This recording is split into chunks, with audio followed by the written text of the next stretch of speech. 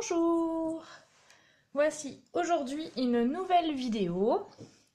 Si vous êtes arrivé ici, c'est que vous avez fait le bon choix et vous êtes sur ma chaîne YouTube. Voilà. Alors, au programme d'aujourd'hui, ce petit ballotin de Noël ou autre qui peut servir de contenant. Voilà. Et cette petite papillote. Voilà, voilà. Pas mal, hein? Bon. Alors, pour commencer, je vais tout écrire. Il vous faut. On va commencer par la papillote avec les doubles nœuds. Il vous faut une demi-page A4 rouge. Allez, on y va.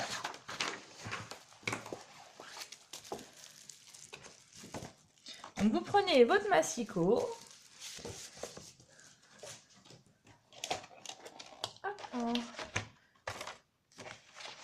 Et vous coupez à 14,8 cm. Voilà. Vous avez du coup une feuille format A5. Après, c'est tout simple. On reprend notre massicot. J'ai fait un multiple du coup de 3 cm. Attendez, je vérifie. J'ai un petit doute. Hop, de 3,5, pardon. Donc, on va tracer à 3,5. On plie. Je vais mettre sur l'eau, ça sera plus facile. Excusez-moi, c'est, on va dire, ma première vidéo sur YouTube. Après, j'en ai fait plusieurs sur Facebook, mais là, c'est ma première sur YouTube. Mais c'est toujours un réel plaisir de partager avec vous. Alors, voilà. 3,5. Après, à 7 cm. Après, à 10,5.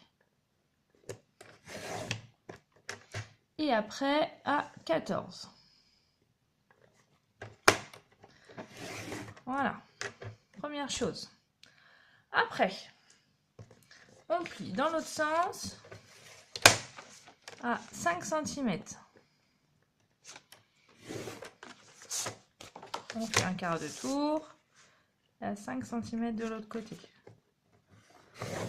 Voilà. Après, donc vous allez marquer les plis de manière plus prononcée et nous allons prendre l'insta enveloppe. Donc, pour celles qui me connaissent, on est bien d'accord, l'insta enveloppe, il fait des enveloppes, mais pas que. Et donc, tout simplement, on va prendre en repère la ligne du pli et on va se mettre au milieu. Et on va perforer. C'est un peu dur puisqu'il y a 2 épaisseurs de feuilles, d'accord? J'espère que vous voyez bien. Si vous avez des questions, n'hésitez pas à me les laisser en commentaire. N'hésitez pas non plus à aimer mes vidéos et puis à partager avec les copines. Hein. C'est ça le scrap. Hein. Hop, voilà. On fait la même chose de l'autre côté. Hop là.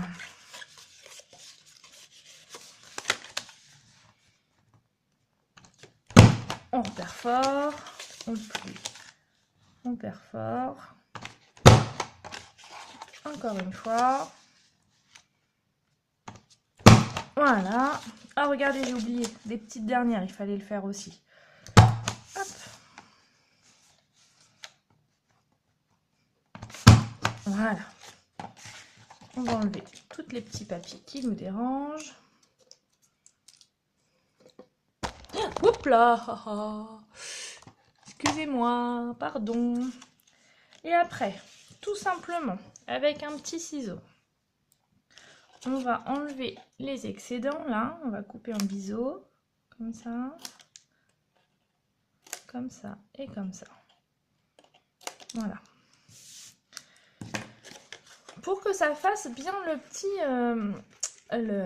comment dire, le renfoncement là avec le petit nœud, en fait, une fois que vous avez fait ça, vous reprenez votre massicot et vous allez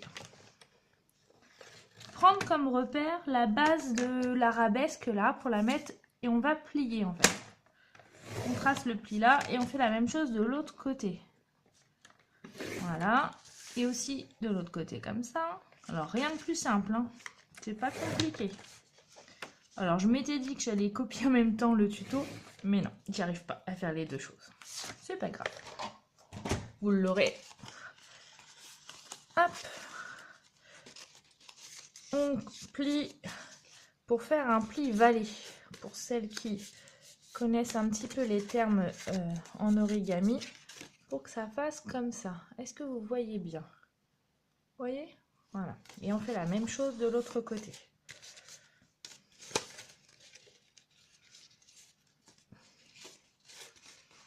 Je vous dis un pli valet, puis moi je fais un pli montagne. Hop.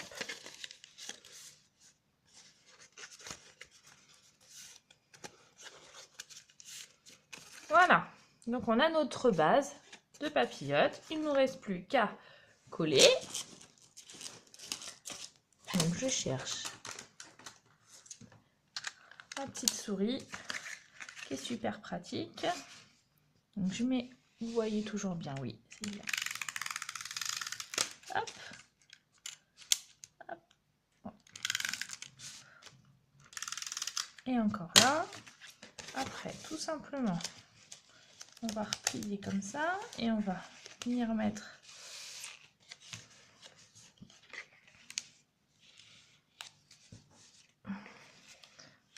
hop, et voilà. Ma papillette est finie. J'ai plus qu'à mettre mes petits rubans et faire mon nœud.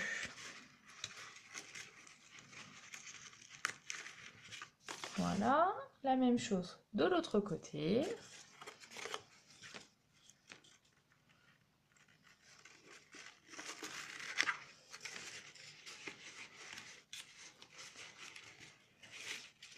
Voilà. Une variante de l'insta enveloppe, la première. Ensuite, on va réaliser cette forme-là. Je récupère l'autre moitié de ma feuille A4, pas de gaspillage. Si vous avez bien, on va refaire la même chose, sauf qu'on va le faire dans l'autre sens, c'est-à-dire on prend dans le sens de la largeur, de la longueur, pardon, excusez-moi, et on va plier tous les 5 cm. 5, 10, 15, et je vais tricher. Je vais mettre un là. Voilà. Sinon, j'aurais pu aussi sortir le bras, mais je tiens pas le massicot dans le bon sens pour vous montrer sur la vidéo. Donc ça, on est là. Puisqu'on a pris 5 cm, on va marquer un pli à 5 cm. Ce qui formera la base de la boîte. Et en haut, j'ai dû faire 4, 3 ou 4. Après, peu importe en haut. En fait, j'ai dû faire 3. Allez, on fait 3. Ce sera peut-être pas tout à fait pareil que le modèle, mais c'est pas grave. Donc j'ai fait 3. Je reprends mon insta enveloppe. Oh, excusez-moi. Je vais faire pareil qu'au premier tour, c'est-à-dire que je vais utiliser ma ligne de pli pour me mettre au milieu du biseau. D'accord? Et je perfore. Je fais le pli et je perfore. Je fais le pli et je perfore. Je refais le pli. Je perfore. Et le dernier, ça fait un peu de bruit. Hein. Hop, et je perfore. On est d'accord. On n'a plus besoin de l'insta enveloppe. On enlève les petits déchets. Et on va refaire le même principe que tout à l'heure. C'est-à-dire, on va tracer un pli à la base ici et à l'extrémité là. Hop là. Alors, surtout, donc, je me suis lancée dans les vidéos YouTube, mais pour celles et ceux qui veulent en voir plus et avoir un petit moment de partage en live, sur ma page Facebook démonstratrice, sur ma page Facebook Fanny Scrap Stampin', tous les mercredis à 10h30, je fais des vidéos en live et du coup, à chaque semaine, un projet différent. Et du coup, on peut vous poser vos questions en même temps. Et puis, si vous avez d'autres, il y a mon blog, il y a plein de choses pour me contacter. D'accord? Donc surtout, ne vous hésitez pas. J'adore partager et papoter. Voilà. Une fois que vous avez fait votre petite forme là, on va faire comme tout à l'heure. On va faire ce qu'on appelle le... Ah non, excusez-moi. On va d'abord, au préalable, on va couper là sur la petite bande, ici. Voilà. On va couper comme ça. Et on va couper là. Alors, je le fais au ciseau. Vous pouvez le faire aussi au massicot. Peu importe. C'est le fond de la boîte, alors ça ne se voit pas beaucoup. Voilà. Donc, on a bien assoupli tous nos plis. En bas aussi. C'est plus facile. Hein. Dès que vous faites une boîte, si vous insistez sur les plis, le travail se rend encore plus facile. On fait notre pli valet comme tout à l'heure. Voilà. Et du coup, là, on va coller. On va mettre de la colle ici et en haut. Que je ne le prenne pas à l'envers, sinon ça va marcher beaucoup moins bien. Je me suis fait le petit repère, c'est... et ça, c'est que c'est en bas, tout simplement. Hop, voilà. On va refermer ça. Voilà, en haut également. Vous avez votre forme. Et plus qu'à faire la base. Donc la base, tout simple. Je referme les trois. Je mets de la colle uniquement au dernier. Hein. On va pas gaspiller pour rien. Et on referme, tout simplement. Et après, il n'y a plus qu'à mettre le petit ruban. J'ai prévu court sur ce coup-là.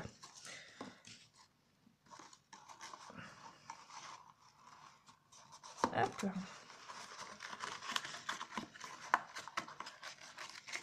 Voilà. Bon, pour la rosette, ça va être un petit peu juste, c'est pas grave. On va faire un nœud tout simple. Voilà.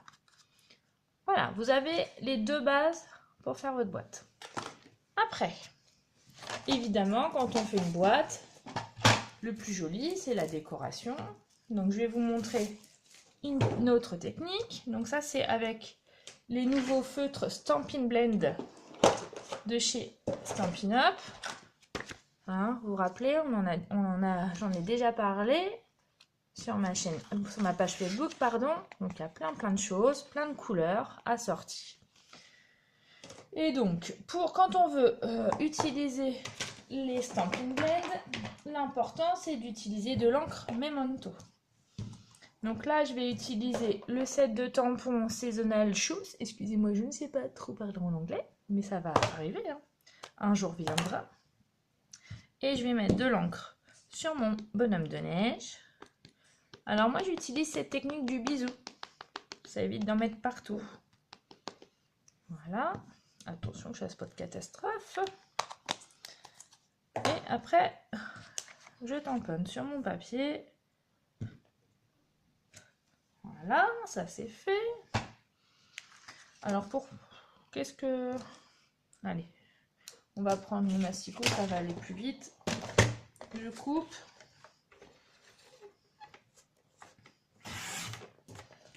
Voilà, vous êtes toujours avec moi. Super. Alors, pour faire le petit bonhomme de neige. Alors, pour faire le petit fan, c'est facile parce que les couleurs, on sait à peu près les couleurs. Mais souvent, pour faire le petit bonhomme de neige, comme le bonhomme de neige, il est blanc, c'est pas toujours facile. Alors, on va travailler ce qu'on appelle les ombres. Voilà. Je vous montre bien. Hop là, pardon. Hein, et du coup, on va travailler avec du gris. Je vous montre. on va le faire ensemble. Alors, j'ai prévu de l'ardoise bourgeoise, du jaune, du rouge, un petit peu de bronze, un petit peu de vert. Ah, voilà. Allez, on s'y met. Donc, tout simplement, les feutres se présentent, il y a deux mines. Donc, on va prendre la mine la plus fine et du coup, on va colorier la petite carotte, tout simplement. Après, on va colorier l'écharpe. Alors, moi, j'ai fait ces couleurs-là, mais vous faites les couleurs que vous voulez. Hein. Hop. Alors, l'avantage de ces feutres, en fait, c'est que quand vous coloriez, il n'y a pas de traces de coloriage. Et ça, c'est super bien. Moi, je trouve ça parfait. Ils sont super agréables à travailler. Ça donne un excellent rendu. En fait, je suis convaincue, quoi. Hop là.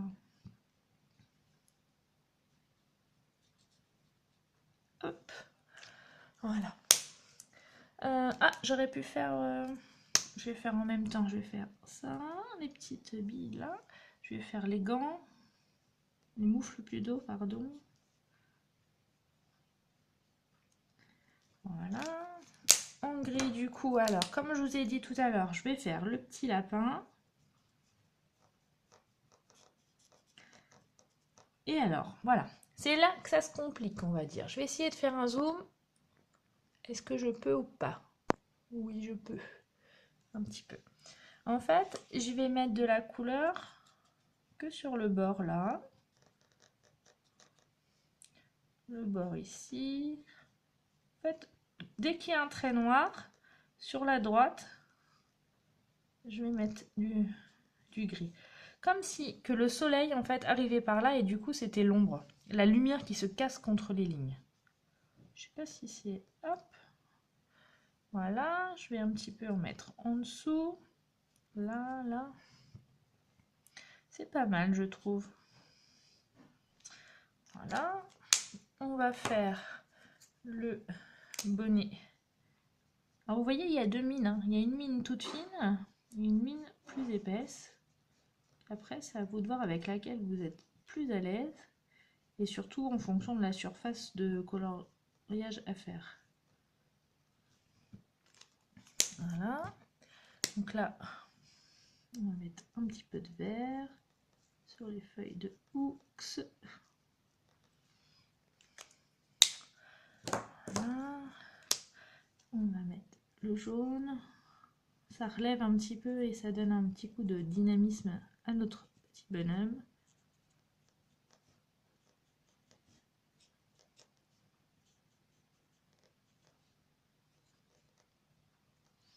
Voilà, c'est pas mal, hein? Qu'est-ce que vous en pensez? C'est chouette? Ça donne un beau rendu. Dans l'autre sens. Voilà. C'est chouette, hein? Et maintenant, alors, voilà, on a fait d'une seule traite. Après, moi, des fois, je reviens pour faire les ombres, par exemple là. Et du coup, le fait de rajouter de la couleur, ça ramène un petit peu. Ça amène de la profondeur. Et puis, si vraiment vous voulez éclaircir, vous avez le nuanceur. Et du coup, vous ramenez. Regardez. Vous voyez comment ça amène du plus clair. Alors, et la mine reste blanche, hein, d'accord? Donc on peut aussi très bien faire là, là, sur le côté. Voilà. Après, comme la majorité des tampons Stampin' Up, vous avez la découpe des framelits qui vont dans la Big Shot.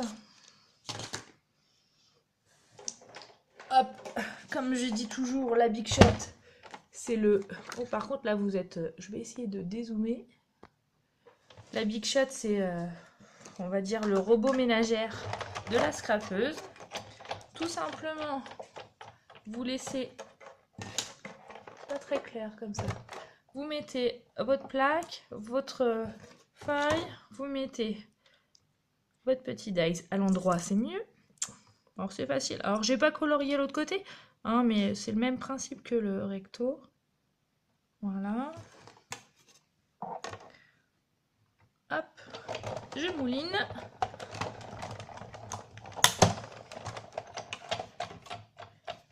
Et là, une seule fois, ça suffit. Hein. Et là, c'est magique. Votre forme est découpée. Voilà, vous avez juste à retirer, à la plier en deux. On met un petit peu de colle. Hop, hop. Voilà. J'appuie un petit moment. Pendant ce temps-là, je cherche ma petite cordelette.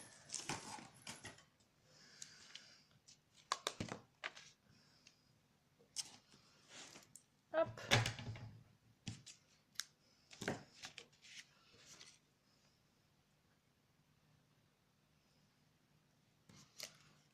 Voilà, j'insère la petite cordelette dans mon petit bonhomme, dans la petite attache. Fait exprès, hein, vous avez vu?